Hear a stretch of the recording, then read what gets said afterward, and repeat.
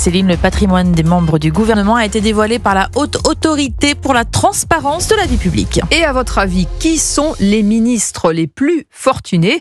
Marie-Hélène Trémollet, vous avez des éléments de réponse.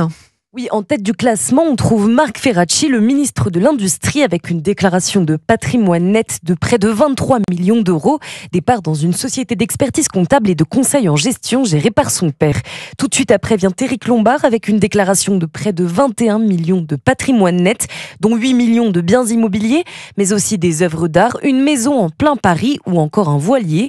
Et en troisième position, on trouve la ministre de la Culture, Rachida Dati, avec une déclaration de près de 6 millions d'euros net.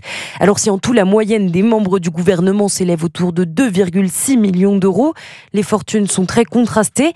Si le Premier ministre François Bayrou a déclaré un peu plus d'1,3 million d'euros, essentiellement composés de biens immobiliers, les fortunes les plus faibles sont celles de Manuel Valls et Gérald Darmanin, le garde des Sceaux qui déclare un peu plus de 77 000 euros après déduction du passif. Pour rappel, les ministres sont obligés de déclarer leur patrimoine au moment de leur prise de fonction.